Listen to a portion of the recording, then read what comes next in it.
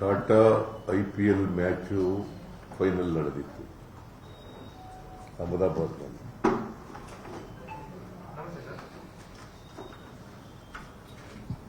ಇವತ್ತು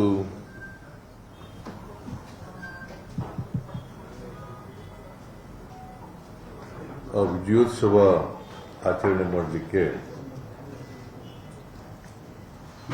cricket association ಅವರು ಕಾರ್ಯಕ್ರಮ ಹಮ್ಮಿಕೊಂಡಿದ್ದರು.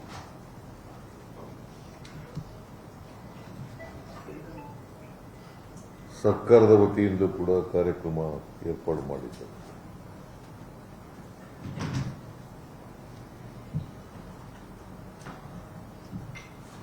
ಅಲ್ಲಿ ಈ ವಿಜಯೋತ್ಸವ ಆಚರಣೆ ಮಾಡತಕ್ಕಂಥ ಸಂದರ್ಭದಲ್ಲಿ ಚಿನ್ನಸ್ವಾಮಿ ಕ್ರೀಡಾಂಗಣದಲ್ಲಿ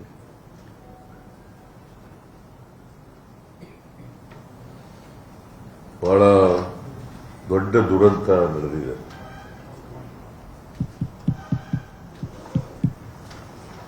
ಜನ ಕಾಲ್ತುಳಿತಕ್ಕೆ ಒಳಗಾಗಿ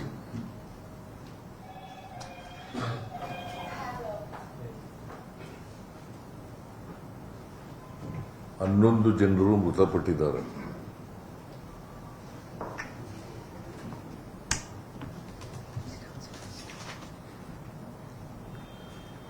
ಮೂವತ್ಮೂರು ಜನರು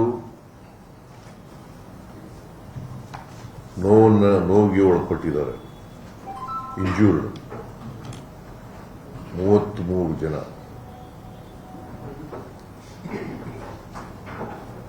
ನಾನು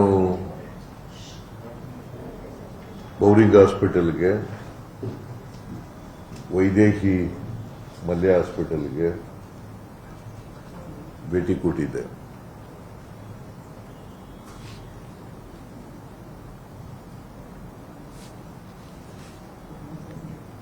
ಈ ಸಂಭ್ರಮ ಆಚರಣೆ ಮಾಡುವಾಗ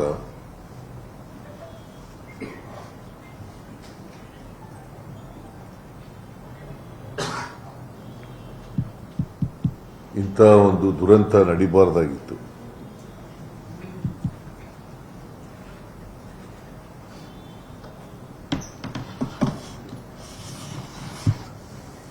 ಸರ್ಕಾರ ಇದಕ್ಕೋಸ್ಕರ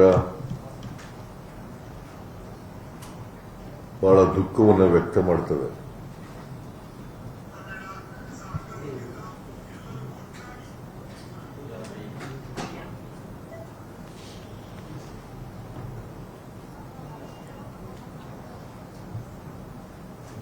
ನಮ್ಮ ನಿರೀಕ್ಷೆಗೂ ಮೀರಿ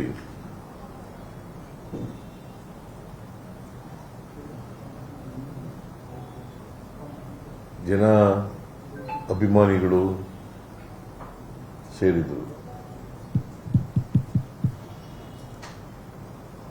ವಿಧಾನಸೌಧದ ಎದುರುಗಡೆ ಸುಮಾರು 1 ಲಕ್ಷಕ್ಕೂ ಹೆಚ್ಚು ಜನ ಸೇರಿದ್ರು.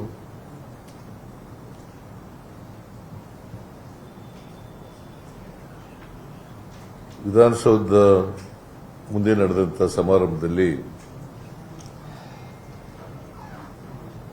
ಯಾವುದೇ ಅನಿರೀಕ್ಷಿತ ಘಟನೆ ನಡೆದಿಲ್ಲ, ದುರಂತ ನಡೆದಿಲ್ಲ.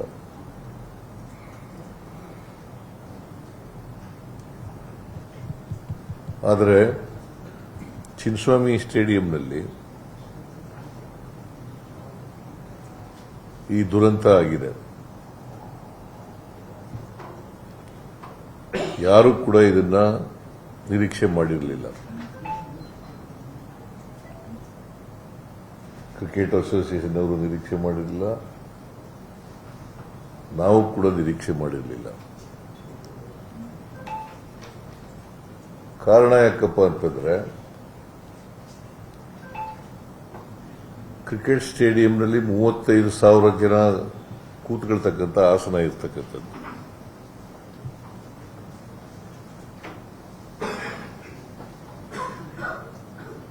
ಕ್ರಿಕೆಟ್ ಸ್ಟೇಡಿಯಂನಲ್ಲಿ, ಚಿನ್ನಸ್ವಾಮಿ ಕ್ರಿಕೆಟ್ ಸ್ಟೇಡಿಯಂನಲ್ಲಿ 35 ಆಸನಗಳಿರ್ತಕ್ಕಂಥ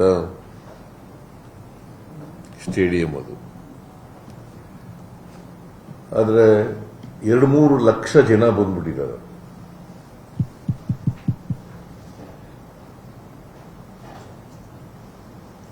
2-3 ಲಕ್ಷ ಜನ ಬಂದಿದ್ದಾರೆ. ಮತ್ತೆ ನಿನ್ನೆ ಮ್ಯಾಚ್ ನಡೆದಿರೋದು ಸಾಯಂಕಾಲ, ನಮಗೆ ಬೆಳಿಗ್ಗೆ ಇದನ್ನು ಮಾಡಿರ್ತಕ್ಕಂಥದ್ದು ಕ್ರಿಕೆಟ್ ಅಸೋಸಿಯೇಷನ್ ಅವರು. ಹಾಗಾಗಿ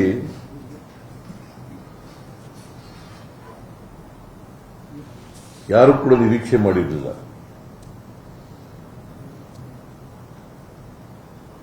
ಇಷ್ಟು ಜನ ಬರ್ತಾರೆ ಅಂತ ನಿರೀಕ್ಷೆ ಮಾಡಿರಲಿಲ್ಲ.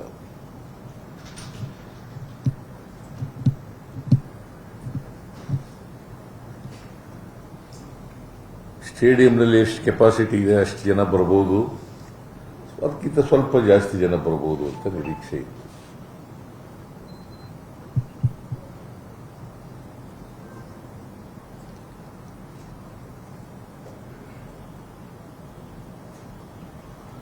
ನಾನು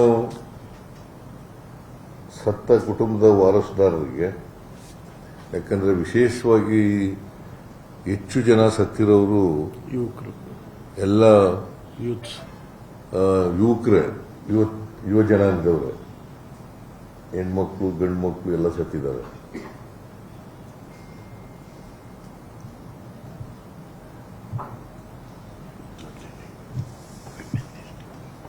ಹೆಣ್ಮಕ್ಳು ಸತ್ತಿದ್ದಾರೆ, ಗಂಡು ಮಕ್ಕಳು ಸತ್ತಿದ್ದಾರೆ. ಅವರ ಕುಟುಂಬದ ವಾರಸುದಾರರಿಗೆ ಸರ್ಕಾರ 10 ಲಕ್ಷ ರೂಪಾಯಿಗಳನ್ನು ಪರಿಹಾರವಾಗಿ ಕೊಡ್ತೀವಿ.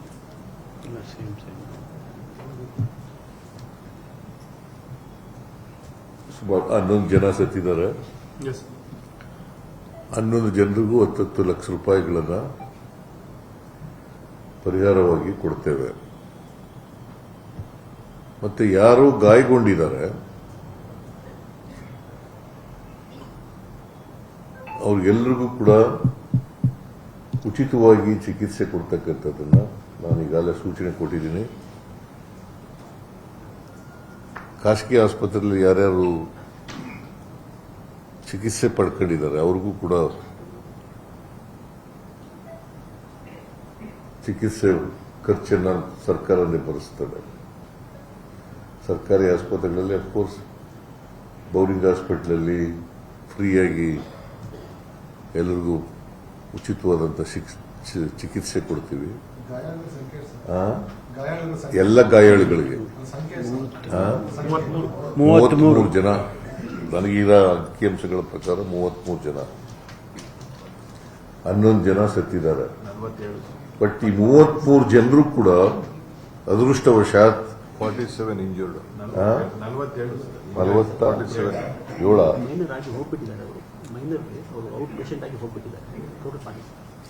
ಕೆಲವರು ಔಟ್ ಪೇಷಂಟ್ ಆಗಿ ಹೊರಟೋಗಿದ್ದಾರೆ,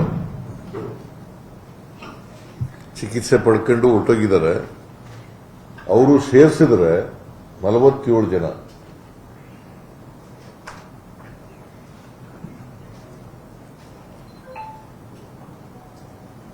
ಅವರೆಲ್ಲರೂ ಕೂಡ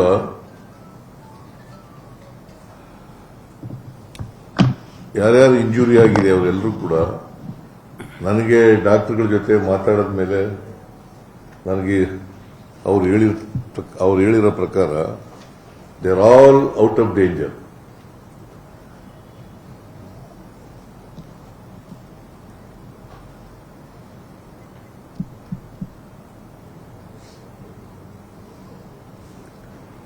ಯಾರು ಇಂಜರ್ಡ್ ಕ್ರಿಟಿಕಲ್ ಇಲ್ಲ ಅಂತ. ಆಮೇಲೆ ಅವ್ರಿಗೆ ಬೇರೆ ರೀತಿ ಎಲ್ಲ ಟ್ರಾನ್ಸ್ಪೋರ್ಟೇಷನ್ನು ಮತ್ತೆ ಊಟದ ವ್ಯವಸ್ಥೆ ಎಲ್ಲನೂ ಕೂಡ ಸರ್ಕಾರನೇ ಮಾಡಿಕೊಡ್ತದೆ.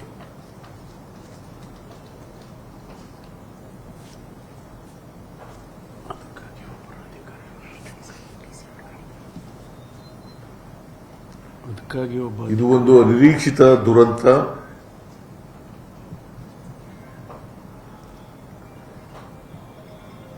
ಯಾರು ಈ ಕಾಲ್ತುಳಿತದಲ್ಲಿ ಪ್ರಾಣ ಕಳ್ಕೊಂಡಿದ್ದಾರೆ ಅವರ ಆತ್ಮಕ್ಕೆ ಶಾಂತಿ ಸಿಗಲಿ ಅಂತೇಳಿ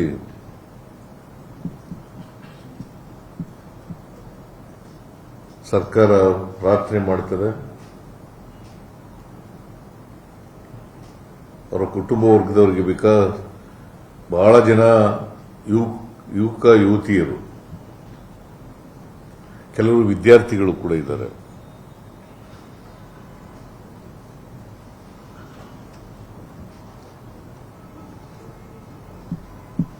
ಸೊ ಅವರು ವಾರಸುದಾರರಿಗೆ, ಅವರ ಪೋಷಕರಿಗೆ ಅವರ ಸಾವಿನ ದುಃಖವನ್ನು ಭರಿಸ್ತಕ್ಕಂಥ ಶಕ್ತಿ ಕೊಡಲಿ ಅಂತೇಳಿ ದೇವರಲ್ಲಿ ಪ್ರಾರ್ಥನೆ ಮಾಡ್ತೇನೆ. ಜೊತೆಗೆ ಒಂದು ಮ್ಯಾಜಿಸ್ಟ್ರಿಯಲ್ ಎನ್ಕ್ವೈರಿನೂ ಕೂಡ ಆರ್ಡರ್ ಮಾಡಿದ್ದೀವಿ.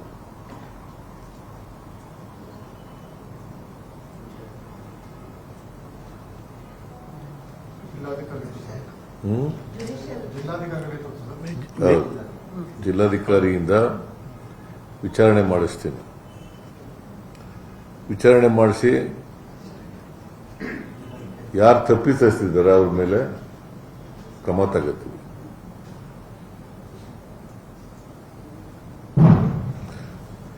ನಾನು ಯಾಕೆ ಹೇಳ್ತಾ ಇದ್ದೀನಿ ಅಂದ್ರೆ, ಇದು ಒಂದು ಅನಿರೀಕ್ಷಿತವಾದಂಥ ಬೆಳವಣಿಗೆ. ಯಾರು ಕೂಡ ಇಷ್ಟೊಂದು ಜನ ಬರ್ತಾರೆ ಅಂತ ನಿರೀಕ್ಷೆ ಮಾಡಿರಲಿಲ್ಲ. ಕ್ರಿಕೆಟ್ ಅಸೋಸಿಯೇಷನ್ ಅವರು ನಿರೀಕ್ಷೆ ಮಾಡಿರಲಿಲ್ಲ, ನಾವು ನಿರೀಕ್ಷೆ ಮಾಡಿರಲಿಲ್ಲ, ಯಾರು ಕೂಡ ನಿರೀಕ್ಷೆ ಮಾಡಿರಲಿಲ್ಲ. ಭದ್ರತಾ ವೈಫಲ್ಯ ಅಂತ ತಮಗೇನು ಅನ್ಸಲ್ಲ? ಘಟನೆಗೆ ಭದ್ರತಾ ವೈಫಲ್ಯ ಕಾರಣ ಅಂತ. ಏನ್ ಭದ್ರತೆ ವೈಫಲ್ಯ? ನೀನು ವಿರೋಧ ಪಕ್ಷದವ್ರ ತರ ಮಾತಾಡ್ತೀಯಲ್ಲ. ನೋಡಪ್ಪ, ಹೇಳ್ರಿ ಇಲ್ಲಿ. ಕ್ಲೀನ್ ಚಿಟ್ ಕೊಟ್ಬಿಟ್ರೆ ಅನ್ಎಕ್ಸ್ಪೆಕ್ಟೆಡ್ ನಡೆದಿದೆ ಅಂತ ನೃತ್ಯ ಕ್ಲೀನ್ ಚಿಟ್ ಕೊಟ್ಬಿಟ್ಟಿರ್ತಾವೆ. ಕ್ಲೀನ್ ಚಿಟ್ಟು ಅನಿರೀಕ್ಷಿತವಾಗಿ ನಡೆದಿದೆ ಅಂತ ಹೇಳ್ಕೊಂಡು ಕ್ಲೀನ್ ಚಿಟ್ ಅನಿರೀಕ್ಷಿತವಾಗಿ ಬಂದಿದ್ದಾರೆ ಜನ ಅಂತ ಹೇಳುದಪ್ಪ. ಘಟನೆ ನೀನು ಸರಿಯಾಗಿ ಕೇಳಿಸ್ಕತೆ ಇಲ್ವಲ್ಲ. ಅನಿರೀಕ್ಷಿತವಾಗಿ ಜನ ಬಂದಿದ್ರು. Sir, including the cabinet minister from the central government are saying that the Congress government here is busy in photo op. They forgot to do their duty today is what the union ministers are also tweeting, sir. No. I do not want to play politics here in this case.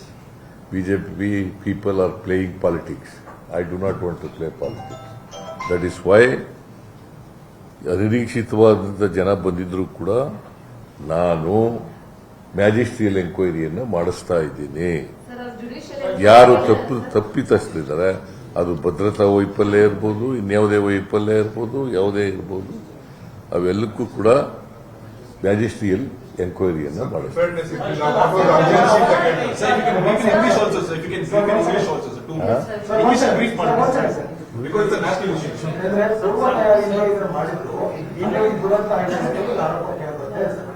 ಪೂರ್ವ ತಯಾರಿಯಿಂದ ಈ ಕಾರ್ಯಕ್ರಮ ಆಯೋಜನೆ ಮಾಡಲಾಯಿತು, ಹಾಗಾಗಿ ದುರಂತ ಆಯಿತು ಅಂತೇಳಿ ಸರ್ಕಾರದ ಆರೋಪಕ್ಕೆ ಬರ್ತಾರೆ.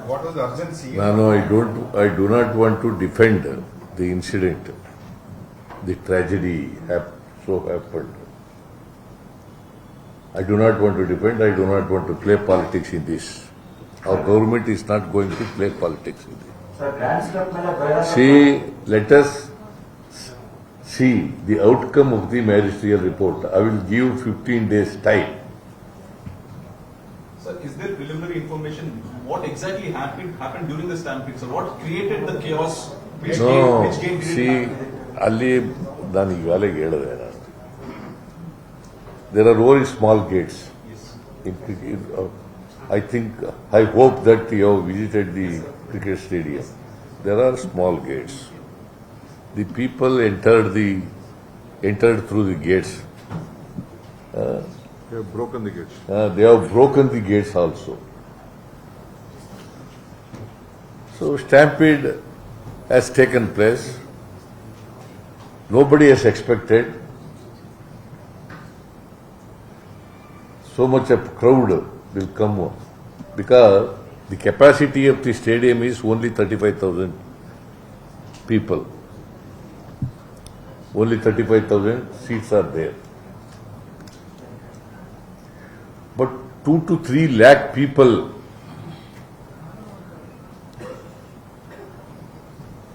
have come to participate in the celebration.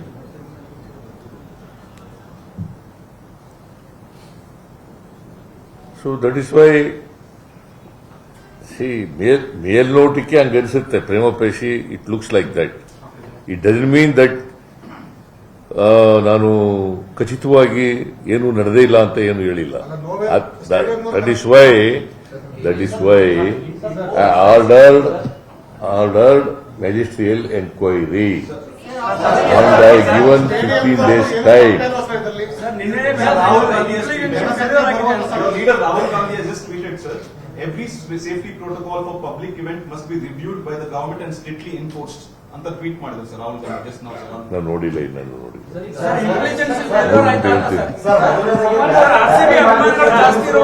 ಒಬ್ರು ಮಾತಾಡ್ರಿ, ಮಾತಾಡ್ತಾ ಇದ್ದಾರೆ ತಾಳಪ್ಪ. ರ್ಯಾಲಿ ಮಾಡಲಿಕ್ಕೆ ಪೊಲೀಸರು ಬೇಡ ಅಂತ ಹೇಳಿರುವ ಕಾರಣಕ್ಕೆ ಮಾಡಲಿಲ್ಲ ಅನ್ನೋದು ಸರ್. ಅದೇ ರೀತಿ ಗ್ರ್ಯಾಂಡ್ ಸ್ಟೆಪ್ ಮೇಲೆ ಕೂಡ ಕಾರ್ಯಕ್ರಮ ಬೇಡ ಅಂತ ಪೊಲೀಸರು ಹೇಳಿದ್ರು. ಬೆಂಗಳೂರು ಸಿಟಿ ಕಮಿಷನರ್ ಅಲ್ಲಿ ಬೇಡ ಅನ್ನುವಂಥದ್ದು ಹೇಳಿದ್ರು. ಯಾರು? ಬೆಂಗಳೂರು ಸಿಟಿ ಕಮಿಷನರ್ ಅವರು. ನಿಮ್ಗೆ ಯಾರು ಹೇಳಿದ್ರು? ಡಿಸಿ ಹೇಳಿದ್ರ ಹಂಗೆ ನಿಮ್ಗೆ? ಅಲ್ಲ, ಮೈಸೂರು ಡಿಸಿ, ಬೆಂಗಳೂರು ಡಿಸಿ ಹೇಳಿದ್ರ ಹಂಗೆ ನಿಮ್ಗೆ? ಮತ್ತೆ ಯಾರು ಹೇಳಿದ್ರು? ಮತ್ತೆ ಯಾರು ಹೇಳಿದ್ರಿ? ಯಾರು ಹೇಳಿದ್ರಪ್ಪ ನಿನ್ಗೆ? ನಿನ್ಗೆ ಇನ್ಫಾರ್ಮೇಶನ್ ಎಲ್ಲಿಂದ ಬಂತಪ್ಪ? ಹಿರಿಯ ಯಾವ ಅಧಿಕಾರಿಗಳು ಕೂಡ ಹೇಳಿಲ್ಲ. ಇದು ಮಾಡ್ಬೇಕು. See, it is cricket association which arrange the programme ಅಲ್ವಾ? ನಮಗೇನು ಹೇಳಿಲ್ಲ ಅದನ್ನ. ನಾವು ಇಲ್ಲಿ ಅರಮನೆ ಅಂತ ವಿಧಾನಸೌಧದ ಮುಂದ್ಗಡೆ ಮಾಡಿದ್ದು. ಅಲ್ಲೇನಾರು ಆಗಿದೆಯಾ? ಇಲ್ಲ ಅಲ್ವಾ? ಅಲ್ಲಿ ಸುಖಾಂತ್ಯವಾಗಿ ನಡೆದಿದೆ. ಬಟ್ ಕ್ರಿಕೆಟ್ ಸ್ಟೇಡಿಯಂನಲ್ಲಿ ಆಗ್ತದೆ ಅಂತೇಳಿ ನಮಗೇನು ಗೊತ್ತಾಗ್ಲಿಲ್ಲ. ನಾನು ಹೋಗುವುದಿಲ್ಲ ಅಲ್ಲಿ.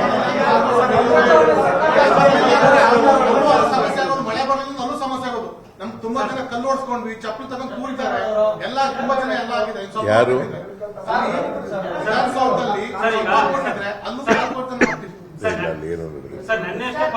ಸುಮ್ಮನೆ ನೀವೆಲ್ಲ ಅಲ್ಲಿ ಅಲ್ಲೋ ಇದ್ರಲ್ಲಪ್ಪ ನೀವೆಲ್ಲ. ಅಲ್ಲೇನ್ ನಡೀತು? ನನಗ್ ಗೊತ್ತಿರೋ ಮಟ್ಟಿಗೆ ಏನೂ ನಡೆದಿಲ್ಲ ಅಲ್ಲಿ.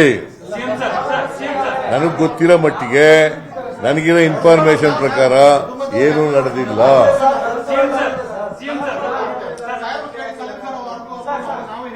ನೋಡಪ್ಪ, ಈ ತರದವು ಅನೇಕ ಸ್ಟ್ಯಾಂಪೀಡ್ಗಳು ನಡೆದಿದ್ದಾವೆ. ನಾನು ನಡೆದಿಲ್ಲ ಅಂತಲ್ಲ, ಇಂಥವು ಬೇಕಾದಷ್ಟು ಕಡೆ ನಡೆದಿದ್ದಾವೆ. ಆದ್ರೆ ನಾನು ಎಲ್ಲನೂ ಈಗ ಡಿಫೆಂಡ್ ಮಾಡ್ಕೊಳಕ್ ಹೋಗಲ್ಲ.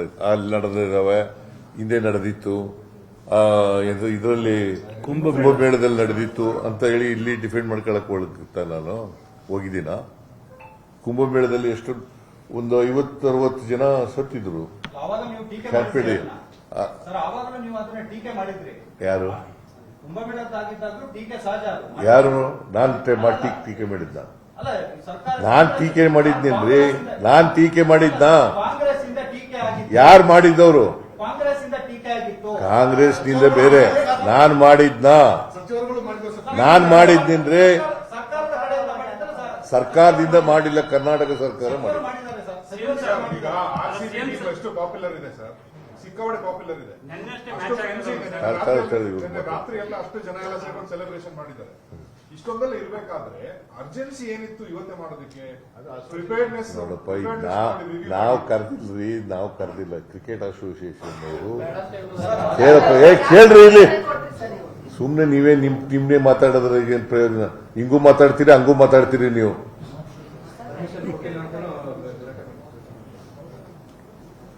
ನಾವು ಕರೆದಿರಲಿಲ್ಲ, ಕ್ರಿಕೆಟ್ ಅಸೋಸಿಯೇಷನ್ ಅವ್ರು ಕರೆದಿದ್ರು.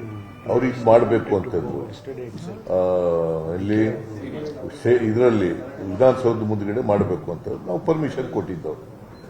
ಮತ್ತೆ ನಿನ್ನೆ ತಾನೇ ಮ್ಯಾಚ್ ನಡೆದಿರೋದು. ಇವತ್ತು ಹೇಳಿದ್ದಾರೆ ಮಾಡಬೇಕು ಅಂತ ಹೇಳಿದ್ರು, ಮಾಡಿದೀವಿ ಅಷ್ಟೇನೆ.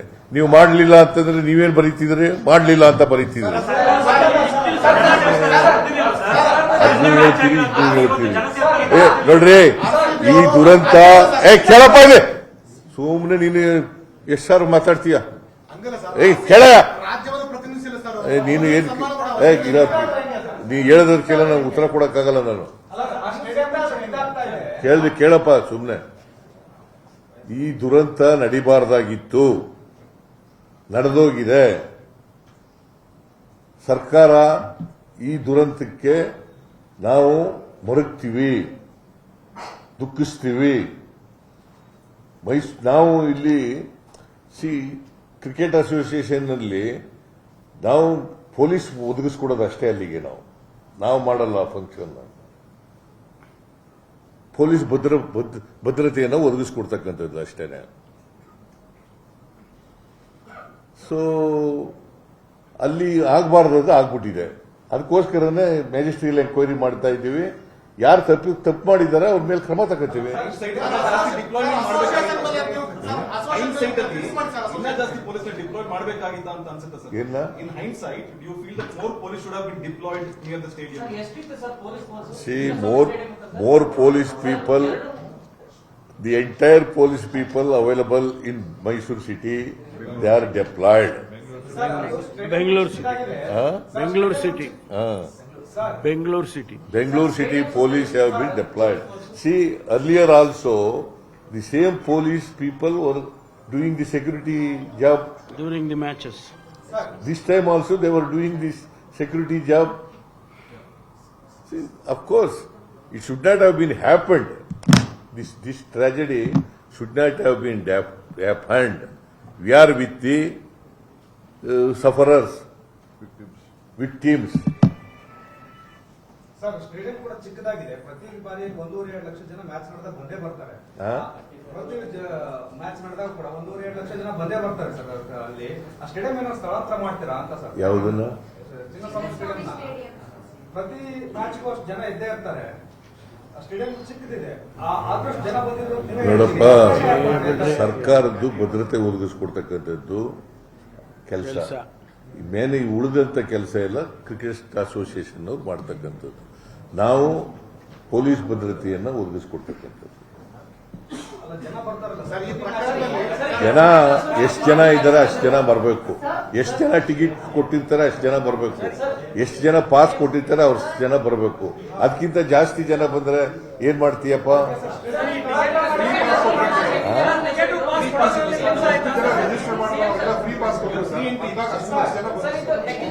ಫ್ರೀ ಪಾಸ್ ಕೊಡಲ್ಲ. ಎಷ್ಟು ಟಿಕೆಟ್, ಎಷ್ಟು ಸೀಟ್ಗಳಿದ್ದಾವೆ ಅಷ್ಟೇ ಪಾಸ್ಗಳು ಕೊಡೋದು, ಅಷ್ಟೇ ಟಿಕೆಟ್ಗಳು ಕೊಡೋದು.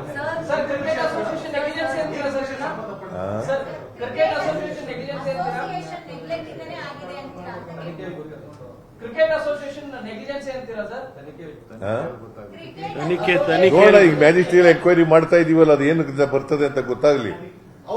ಈಗ ಕ್ರಿಕೆಟ್ ಅಸೋಸಿಯೇಷನ್ ಅವ್ರ ಮೇಲೆ ಬರ್ತದ, ಇಲ್ಲ ನಾ ಪೊಲೀಸ್ ಪೀಪಲ್ ಮೇಲೆ ಬರ್ತದ, ಅಥವಾ ಇನ್ಯಾವ್ದಾದ್ರು ಅಡ್ಮಿನಿಸ್ಟ್ರೇಷನ್ ಲ್ಯಾಪ್ಸಸ್ ಇದೆಯಾ ಗೊತ್ತಾಗುತ್ತಲ್ಲ. ಮ್ಯಾಜಿಸ್ಟ್ರಿಯಲ್ ಎಂಕ್ವೈರಿ ಆದ ಮೇಲೆ ಗೊತ್ತಾಗುತ್ತೆ. ಈಗ ಮ್ಯಾಜಿಸ್ಟ್ರಿಯಲ್ ಎಂಕ್ವೈರಿ ಆಗಕ್ಕೂ ಮುಂಚಿತವಾಗಿ ನಾನೇ ಎಲ್ಲನೂ ಹೇಳ್ಬಿಟ್ಟು ಈಗಲಿ ಕೂತ್ಕೊಂಡು ಹೇಳಿ ಅಂತಂದ್ರೆ thank you very much. Thank you.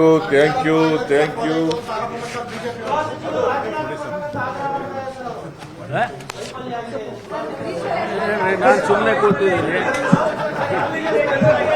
ನೋಡೋಣ. ಚೆನ್ನಾಗಿದೆ. ನೋಡಪ್ಪ, it is unexpected tragedy. Nobody has expected this. We do not know the crowd would be 3 to 4 lakhs.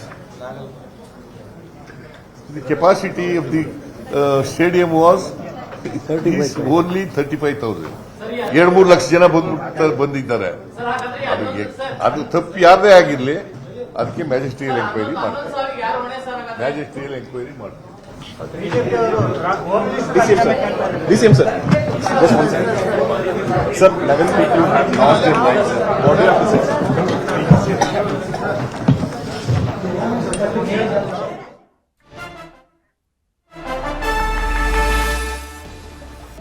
ಈಗಾಗಲೇ ಚಿನ್ನಸ್ವಾಮಿ ಕ್ರೀಡಾಂಗಣದಲ್ಲಿ ನಡೆದ ದುರಂತಕ್ಕೆ ಸಂಬಂಧಪಟ್ಟಂತೆ ಸಿಎಂ ಸಿದ್ದರಾಮಯ್ಯ ಸುದ್ದಿಗೋಷ್ಠಿಯನ್ನು ನಡೆಸಿದ್ರು.